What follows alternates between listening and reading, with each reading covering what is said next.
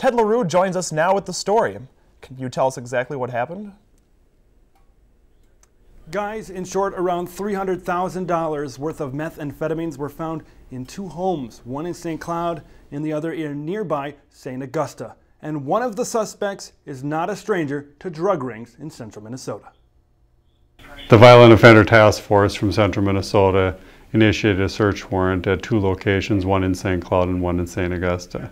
They surrounded the homes, entered the residences, and in both locations found a substantial quantity of methamphetamine, cash, stolen guns. According to Stearns County officials, Alyssa Jarecki of St. Cloud and Joseph McMahon of St. Augusta have been arrested. Street value of the methamphetamines found in the residence in St. Augusta was about $34,000, and the one in St. Cloud was roughly $4,100. The home in St. Augusta on 69th Avenue has been a target for local police for a very long time. That home has been a problem in the community for as long as I can remember.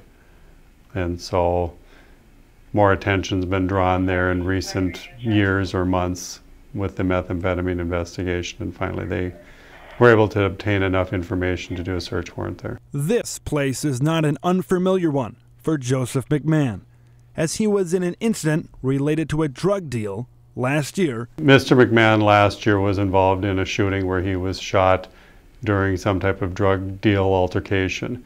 It was approximately 1 year ago, and he was injured during that, and we've been investigating and looking into him and his people that he deals with for quite some time, and this finally culminated in a search warrant and an arrest. Mr. McMahon possibly may face federal charges, and that has to be reviewed by both attorneys' offices to determine that.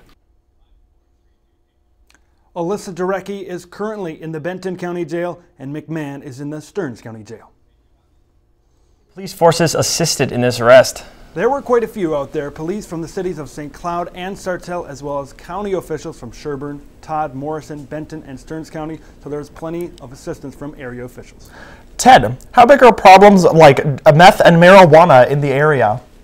Well, they are a big problem. According to Chief Deputy Bechtold, marijuana and methamphetamines are major problems, with meth being the biggest problem of them all. And on a side note, heroin is not as big an issue in central Minnesota as it is in other parts of the states, according to Bechtold, but it is something to be concerned about. Now, what are officials doing to try and limit this drug use around central Minnesota? Well, it's all about awareness. The main thing they are trying to do is raise that awareness about the problem that exists. When I was talking with Chief Deputy Bechtold, he said that the important thing is installing programs like the DARE program, or Drug Abuse Resistance Education. If you can teach kids at a young age how damaging these drugs can be, then hopefully the problem will decrease.